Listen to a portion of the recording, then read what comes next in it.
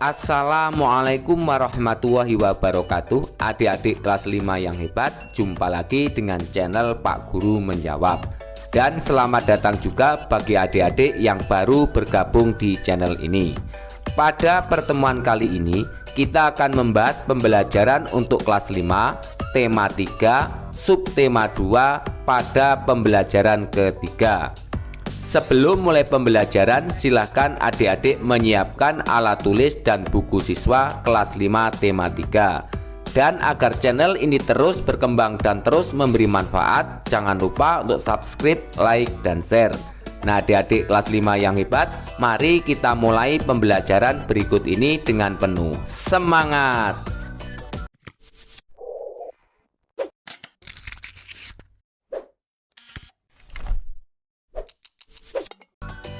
Adik-adik kelas 5 yang hebat, mari kita mulai pembelajaran hari ini. Bukalah buku siswa kelas 5 tema 3 subtema 2 pada pembelajaran 3 halaman 58. Ayo mengamati. Amatilah gambar di bawah ini dengan cermat. Berdasarkan gambar di atas, jawablah pertanyaan-pertanyaan berikut. Suasana pasar selalu ramai oleh penjual dan pembeli. Apa sajakah yang dapat kamu temui di pasar? Jawab, di pasar kita dapat menemui penjual, pedagang, tempat berjualan, dan barang dagangan. Masih ingatkah kamu bagaimana sayur dan buah dapat sampai ke rumah kita? Jawab, sayur dan buah ditanam oleh petani. Petani adalah produsen.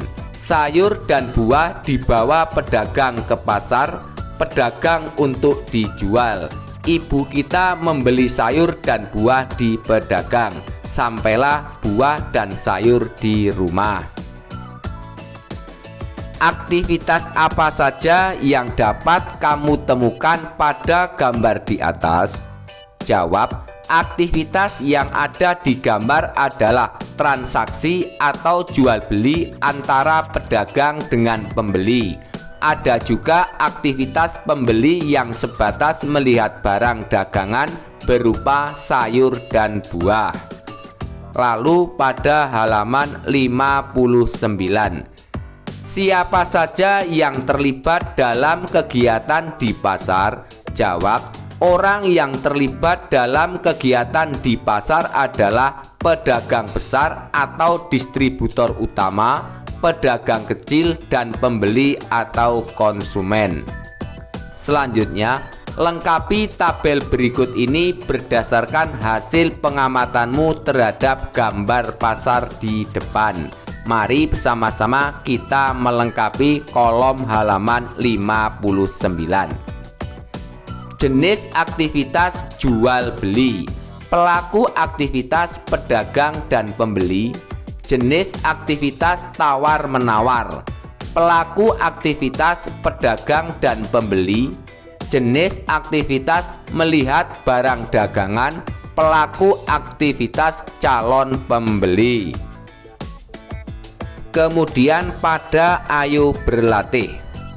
Amatilah lingkungan sekitarmu dan cari tahu aneka aktivitas yang ada. Temukan beberapa aktivitas yang menurutmu menggabungkan aspek sosial dan ekonomi. Aktivitas tersebut dimaksudkan untuk meningkatkan taraf dan kualitas hidup masyarakat. Buatlah laporan observasi yang di dalamnya memuat hal berikut. Pengamatan secara umum kondisi lingkungan sekitarmu. Pengamatan secara khusus tentang salah satu aktivitas yang menurutmu berkontribusi dalam pembangunan sosial. Manfaat sosial dan ekonomi yang diperoleh dari aktivitas tersebut. Dan berikut adalah contoh laporan observasi. Laporan hasil observasi lingkungan sekitar. Semua aktivitas yang dilakukan oleh masyarakat sekitarku menggabungkan aspek sosial dan ekonomi, meningkatkan taraf hidup, atau kesejahteraan sosial. Kesejahteraan sosial tidak hanya berkenaan dengan terpenuhinya kebutuhan material, tetapi juga spiritual. Dengan demikian, memungkinkan semua warga negara untuk mengembangkan dirinya. Di lingkungan sekitarku terdapat beberapa aktivitas yang menggabungkan aspek sosial ekonomi. Salah satunya adalah kegiatan yang dilakukan di dalam pasar. Di dalam sebuah pasar terjadi kegiatan sosial dan ekonomi. Kegiatan sosial ditunjukkan dengan bertemunya pedagang dan pembeli, sedangkan kegiatan ekonomi ditunjukkan oleh pedagang yang menjual dagangannya untuk memperoleh keuntungan. Pasar sebagai tempat transaksi jual beli antara penjual dan pembeli memiliki peran dan fungsi penting dalam kegiatan ekonomi masyarakat. Dengan adanya jual beli di pasar dapat meningkatkan kesejahteraan sosial di mana kebutuhan setiap anggota masyarakat secara sosial ekonomi. Manfaat sosial dan ekonomi dalam aktivitas jual beli di pasar adalah penjual dan pembeli dapat berinteraksi secara langsung untuk melakukan kegiatan jual beli, dan manfaat ekonomi yang didapat adalah perputaran uang di pasar sangat cepat, pedagang mendapatkan keuntungan, sedangkan konsumen mendapatkan barang yang ia inginkan. Pembangunan sosial dimaksudkan untuk meningkatkan kesejahteraan sosial di mana kebutuhan setiap anggota masyarakat secara sosial, ekonomi, dan spiritual dapat terpenuhi. Dalam melakukan aktivitas kehidupan untuk meningkatkan kesejahteraan sosial, tak jarang kita akan berhadapan dengan keanekaragaman yang tinggi, contohnya di pasar. Berikutnya, ayo mengamati halaman 60. Amatilah gambar pasar yang disajikan sebelumnya. Perbedaan apa sajakah yang dapat kamu temukan di pasar?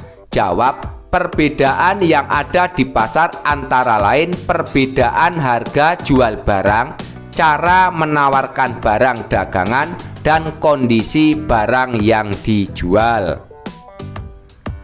Apakah orang-orang yang beraktivitas tersebut memiliki kebiasaan yang sama? Jelaskan. Jawab, setiap orang yang beraktivitas di pasar memiliki kebiasaan yang berbeda. Para pedagang menjual barang berbeda dengan jenis konsumen yang juga berbeda pula. Lalu ayo berlatih pada halaman 60. Lakukanlah sebuah wawancara sederhana ke beberapa orang temanmu. Cari tahu apa saja kebiasaan atau adat istiadat yang mereka miliki. Gunakanlah tabel berikut untuk membantumu. Ceritakan hasil wawancaramu di depan kelas. Mari bersama-sama kita melengkapi tabel halaman 61 berdasarkan wawancara. Berikut adalah contoh jawaban. Nama teman Siti Maimunah, asal daerah Nangro Aceh Darussalam.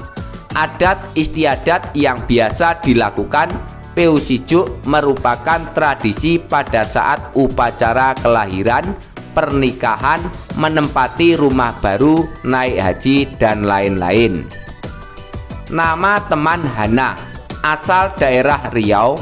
Adat istiadat yang biasa dilakukan Balimau merupakan upacara tradisional bagi masyarakat Kampar di Provinsi Riau untuk menyambut bulan suci.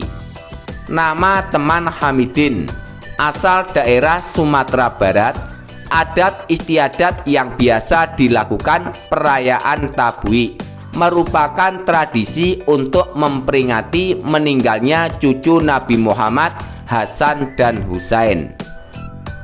Nama teman Bonar Sirait, asal daerah Sumatera Utara.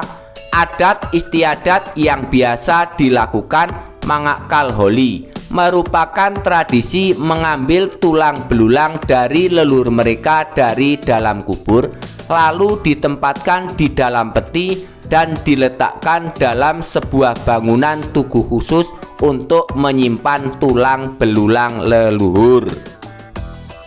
Nama teman Sopiah, asal daerah Subang, Jawa Barat. Adat istiadat yang biasa dilakukan Sisingaan, yaitu tradisi mengarak anak sehari sebelum dihitan dengan menggunakan tandu berbentuk singa. Dan nama teman Tugino, asal daerah Banyumas, Jawa Tengah. Adat istiadat yang biasa dilakukan begalan. Ini dilakukan pada acara pernikahan, terutama pada pernikahan calon pengantin lelaki yang dalam silsilah keluarga menjadi anak sulung atau anak bungsu di Kabupaten Banyumas. Selanjutnya silakan adik-adik membaca bacaan pada halaman 61. Setelah selesai membaca, selanjutnya pada halaman 62. Masih ingatkah kamu dengan iklan media cetak? Saat mengamati contoh iklan di depan, apa isi pesan yang dapat kamu temukan dalam kalimat di depan? Jawab. Isi pesan yang dapat ditemukan dalam kalimat di depan menyatakan bahwa hidup rukun adalah cermin budaya bangsa Indonesia. Apa jenis bahasa yang digunakan dalam iklan tersebut? Jawab. Iklan tersebut menggunakan bahasa yang menarik dengan ragam bahasa resmi. Apa yang membuatnya sama atau berbeda dengan kalimat percakapan sehari-hari? Jelaskan. Jawab. Ragam bahasa resmi berbeda dengan ragam bahasa yang digunakan dalam percakapan sehari-hari. Ragam bahasa resmi adalah ragam bahasa yang biasa digunakan dalam suasana resmi atau formal, misalnya surat dinas, pidato, dan makalah atau karya tulis. Selanjutnya pada Ayo Berdiskusi halaman 62. Bersama dengan teman sebangkumu, lakukanlah kegiatan berikut ini. Tentukan satu iklan media cetak dan satu iklan elektronik yang kamu ketahui. Tuliskan kalimat yang terdapat dalam iklan media cetak dan iklan elektronik tersebut. Diskusikan perbedaan dan persamaan kedua bahasa iklan itu. Identifikasikan ciri-ciri bahasa iklan elektronik sebagai hasil kesimpulan diskusi. Tampilkan hasil diskusi tersebut di depan kelas secara bergantian. Dengarkan hasil diskusi pasangan lain secara seksama. Berikut contoh jawaban. Media cetak iklan sampo Sunsilk.